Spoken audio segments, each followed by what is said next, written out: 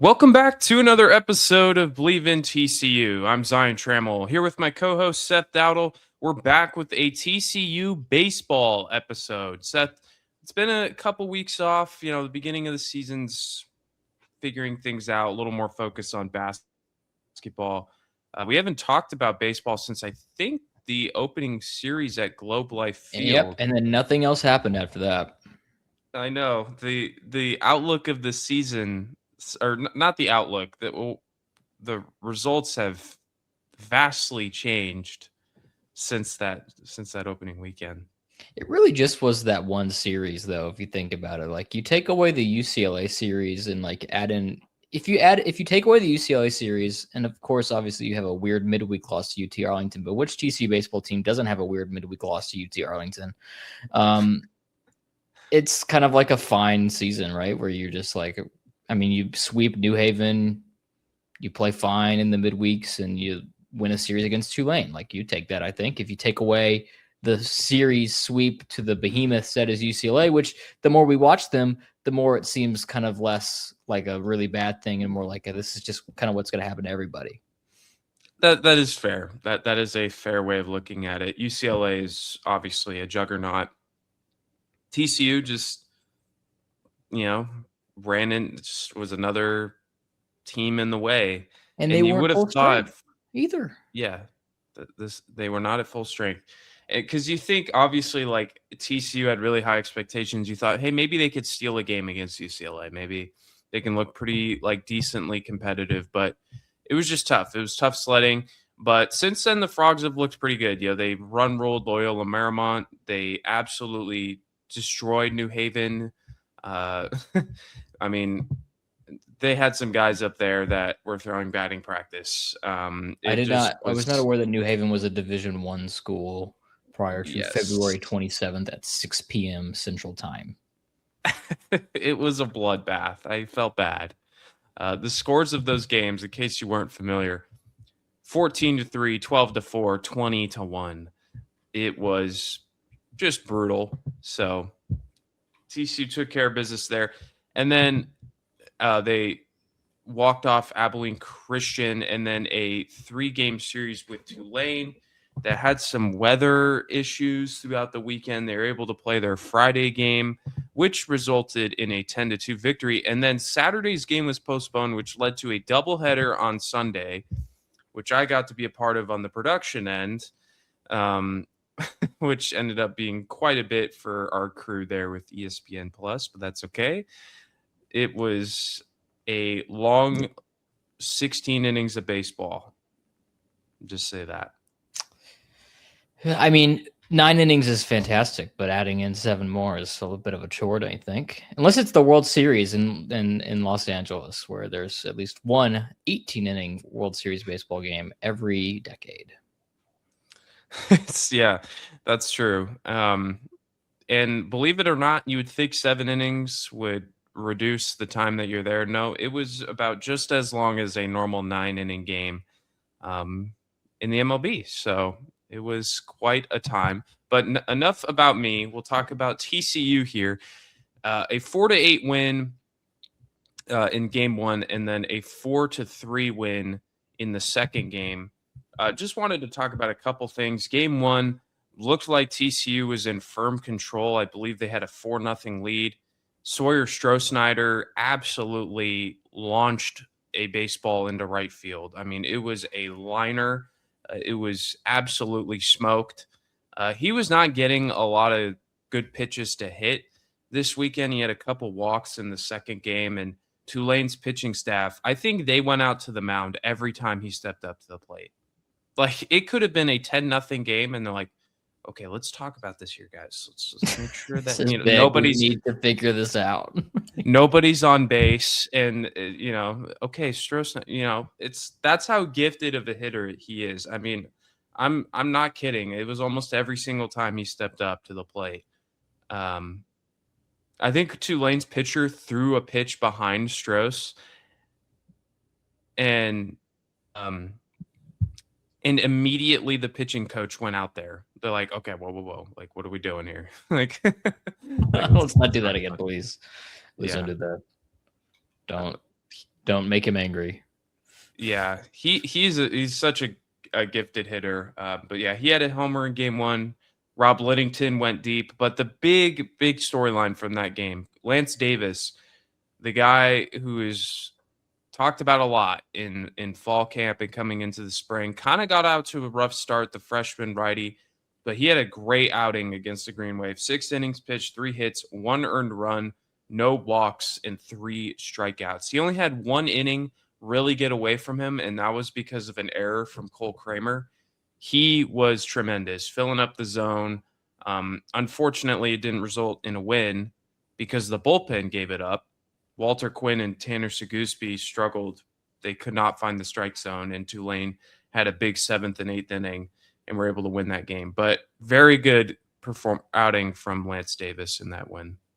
Yes, he was kind of a guy that was going to be the Sunday starter for TCU during the season, but with the injuries that have kind of piled up for a little bit, that now he's slid into Saturday. And as you mentioned, he's kind of had a tough start on this past Sunday, obviously the Saturday start, but and has had a tough start for the entire season for the most part. Nice to see him kind of have like a good effort to just kind of get his confidence up, because TCU is going to need that. And we'll talk. I have some pitching thoughts later on for you, Zion, that we can talk about more extensively when we kind of get into the macro. But TCU is going to need Lance Davis to be a formidable arm on the hill if they're going to want to have success in 26. Yeah, he threw 73 pitches, 76% of them were strikes. So he was really dialed in. And that was something that TCU had kind of struggled with, was finding the zone there. In Sunday's both games, really, I think for the most part, Walter Quinn walked. They had 4 walks over the last 3 innings. And then in the second game, it was a 4-3 win. Sorry, I had to look here for a second. And on the pitching end, Ethan Thomas came in and was throwing strikes. That's really all it came down to for TCU. Is Tulane, they had scored 2 runs in the second game and didn't pick up a hit. Uli Fernsler, I think that's how you say his name, really struggled to throw strikes, was walking a lot of hitters in that first inning. And then Ethan Thomas came in the third inning, 3 innings, 2 hits, no walks, 5 strikeouts. Really good stuff from the transfer, Ethan Thomas. And he really kept TCU in it. And then the Horned Frogs were able to pick up some offense from Chase Brunson. Preston Gamster had a huge game, filling in at shortstop for Lucas Franco in that second game. He went 2 for 3. He had a 2-run bomb in that game. So really good stuff to see from Gamster and Ethan Thomas. That was kind of my takeaways from that second game. And then Walter Quinn actually came back in to close out the game. So good bounce back there from the Frogs in game 2 in that 7-inning affair, which was so weird to say. Yeah, we're not in high school. Not in high school, but it was a high school game. Yeah, or at least lengthwise. Listen, I like TCU's 9-6 now. Mm-hmm. You take out a sweep, they're 9-3. You obviously can't do that, so they're 9-6. But entering conference play now, essentially, the Kansas Tuesday game, and then you got Arizona State this weekend.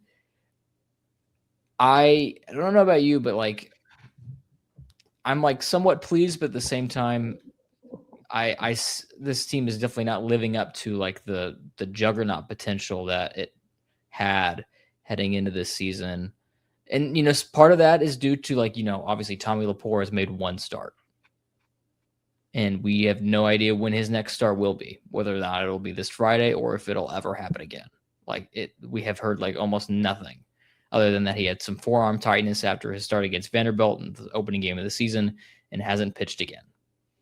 And that's really cost TCU because you have to bump up a guy like Uli Fernsler to the Sunday role, and I'm going to be honest, not ready for it. He struggled. He has a 6.43 ERA over 7 innings of work. And as you mentioned against Tulane, he couldn't find the strike zone. He's a freshman, right? That's going to happen. But TCU has a lot of young arms that kind of have been thrust into very important roles, and so far it's kind of been mixed results. Overall, the pitching has been not great at all. A 6.17 team ERA is abysmal and needs to be fixed ASAP.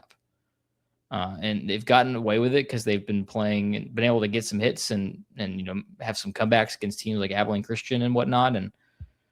But that's just not good enough. And a lot of that's inflated because of a very bad weekend against UCLA, I will admit. But the competition's only going to get harder. You're not going to be able to play New Haven all season long. Yeah, absolutely. I think for what it's worth, the only appearance that we saw from Tommy Lepore was him sprinting down the left field line to get a foul ball. That was his appearance against Tulane. So you know what? He's still got it. He can still function athletically, at least. Yeah, he can field a ground ball He can maybe, boogie and down the line. but it is kind of weird that we haven't really received an update. I guess I should have texted our baseball guys over there for TCU on SI, see if they knew anything. But it's kind of concerning. It's a little nerve wracking because it's really important to have that anchor to start each series. And Tommy Lepore was that guy last year. And I don't know if there is a guy currently. Now, Lance Davis, again, I talked about it earlier, very good start against Tulane. He's got some electric stuff. If he was able to figure something out on Sunday and be able to, move, I don't even know what the word I'm looking for is, but if he's able to use that kind of success from Sunday and be able to do that moving forward, you've got a really good second starter. Should Lepore coming or second or third starter? Gosh, I cannot speak right now. With both him and Mason Brassfield, you'd feel good about where you're at with the starting rotation. But yeah, it's been a struggle bus for the pitching staff for sure. The bullpen's been a little bit better than the starting pitching, but then again, they struggled a little bit against Tulane, gave up a 4-0 lead. So it's definitely got to improve. They got to figure some things out because the offense can't carry this thing forever. And it's not really right. Like it's not having the, there's some player, obviously Chase Brunson and Stroh-Snyder are having really good starts of the season. Cole Kramer's kind of just giving you what you kind of expect, right? He's going to get on base a lot and set the Yeah, he's tone. been good in the leadoff. Yeah. Yeah. But like Lucas Franco has really cooled off after that start in Arlington, right? He's hitting 184 and sure he's at 3 bombs, but like that opens up a spot for, like you mentioned, Preston Gamster, who had a really good game in that second game of the doubleheader. Like that shortstop position right now is up for grabs given the performance level so far. And other guys, like Noah Franco hasn't recorded a hit yet. Obviously, he's been hurt, so like he hasn't had the chance to do so. But like that's a bat that TCU really relied on last year that just has not been available. And Nolan Traeger, I think hasn't gone yard yet, but he's done a fine job behind the plate.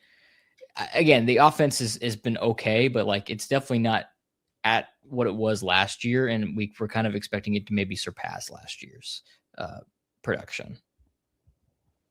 It would be a good start. I think TCU I think they need to be able to get more runners on base. I feel like that they're kind of struggling to, especially just trying to get really good innings, and be able to string together a lot of hits. Now, again, some of that is a little bit inflated because of that New Haven series, but when it comes to like teams that actually are competent, it hasn't necessarily looked all that great. So again, just as we said earlier, you can't take away the UCLA series. You also can't take away the New Haven series. Like those are productive games, and despite how horrid the pitching may have looked for the opposition, they still were able to score a lot of runs. So you kind of hope that that's the TCU team that you're going to get. And it starts here coming up with technically this Kansas game being a non-con game, but it is Big 12 opponent, and then you have Arizona State. So things are going to start heating up for TCU, and they got to live up to the billing. Yeah, absolutely. They're the Big 12. They were the overwhelming. Like when I say overwhelming, like I cannot understate or cannot overstate how overwhelming of a favorite they were in the Big 12. Like it was them and then Arizona, and Arizona has not looked all that great either in the early goings of the season. And TCU, like this was kind of their conference for the taking. And obviously, non-conference plays a role in your resume to make the tournament, but now that you're in conference play, kind of you can wipe that slate clean to a certain extent, and you can just enter it and do your job and go in there and have a good year. And the Big 12 is not rife with as much baseball talent as the SEC or the ACC is, which kind of makes it a lot more important to have a really good year to solidify yourself as one of those top 16 teams so you can host a regional. Because if you're just going to have an okay Big 12 campaign, we saw what that means. It means you're not going to host, because that's what happened to TCU last year. You really got to knock the committee socks off, and that means going out there and winning a lot of series, maybe even sweeping some, to really just tell everyone that you are for real. And that starts against Kansas, as you mentioned, not an actual conference game, but it is a conference game, for lack of a better word, because it is a conference, Big 12 conference opponent. And then you get Arizona State on the road, and TCU struggled against Arizona State last year. We'll see if they can, Zion was present for all of those games. It was very, very tough. I was ironically in Phoenix while that was happening. You're in the wrong. You're like, oh, I thought they played on the road. Yeah, it was funny. I remember we drove by. We were driving through Tempe in the middle and drove past their baseball stadium in the middle of one of those crazy beatdowns that TCU was suffering, and it was like kind of ironic that's like we're here. I'm on enemy ground, and the enemy is currently on my home turf, just completely destroying my friends. I have PTSD from Arizona State baseball from last year. And listen, there's going to be some familiar faces on that Arizona State team playing TCU. Cole Klecker could make an appearance, I believe. Oh, yeah, that's right. Yeah, I forgot he's with Arizona State. There ASU. might be one other one that I can't remember. I'll figure it out in a second. But either way, very important game for TCU, and a very important series, I should say. And we'll see what happens, right? Like if TCU is able to come out on top, this is a team in Arizona State who has not lost at home yet this year. That'll go a long way to kind of showing that, hey, we're back. We got this. It's gonna be okay. Yeah, it should be. As my dogs want to chip in there on their opinion on Arizona State. They also. Oh, Sam Myers. Oh my gosh! Wow, I forgot about Sam Myers. Wow. Sam Myers and Cole Klecker. That's interesting. Yeah, I don't know why he totally slipped my mind. Yeah, that should be interesting. It's not often that you get to play guys within that literally just played for them last year. Usually they travel out of conference, but they stayed right in it with Arizona State. The Sun Devils are Cole Klecker's from Arizona, so that makes sense to me. Yeah, it does. Arizona State's 11-4. There 3 other teams have had that record so far: Kansas State, Oklahoma State, West Virginia. Not a surprise there at 10-3. Cincinnati 13-4. West Virginia is just consistently been really good in the Big 12. They're just like they're never like super great, but they're just like always like, oh, West Virginia is like at the top of the conference.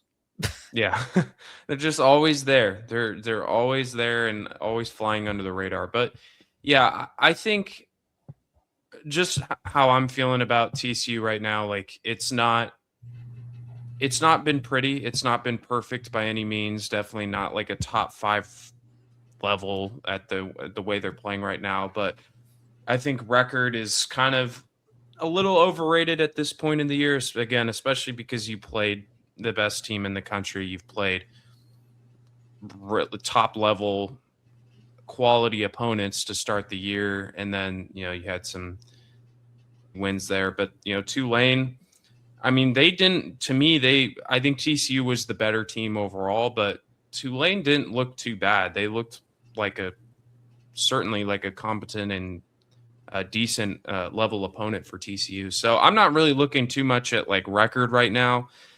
Now is when it's going to really start to matter. And you just hope that the Frogs can at least show that the pitching staff is making some strides and that the offense can stay a little bit consistent outside of the top. You can maybe go win a series. That would be pretty sweet. Yeah. Yeah. And remember, this is the same team that beat Vandy in Arkansas. So they have it in them to certainly compete with the rest of the Big 12. I'm excited for it. We got, 3 months or 3 months left of baseball about, right? 2.5 for the regular season before the Big 12 tournament in Arizona. In Surprise, the home of the Rangers spring training facility. So unfortunately, we will be unable to attend. But it should be a good. You know what? They should have put it in Frisco. They should have at the Rough Riders. Well, because one of the main reasons why is they wanted to attendance was falling, and they also wanted a venue that was more comparable to what the actual attendance was going to be, which makes sense, right? It's not. Globe Life Field is really big, and it looks kind of like a cavern whenever there's only 5,000 people there for a baseball game.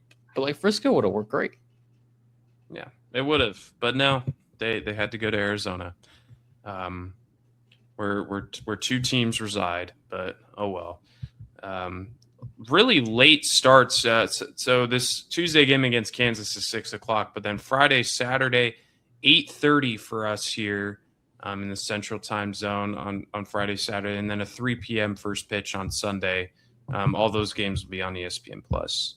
So Trevor Baumler, he'll get the ball for TCU against Kansas.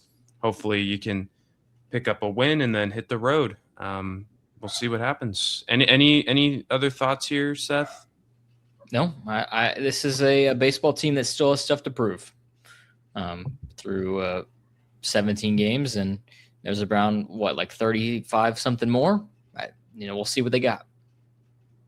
Yeah, it should be an interesting end to the season, start of the conference schedule there, and we'll certainly cover it all, as well as TCU basketball. So a lot going on with TCU athletics. March is such a great month for sports, and we're happy to break it all down for you here on Believe in TCU. You can subscribe to our YouTube page and listen to us wherever you get your podcasts, all at Believe in TCU. So for Seth Dowdle, I'm Zion Trammell. Thank you all for tuning in. We'll see you guys next time. And as always, go Frogs.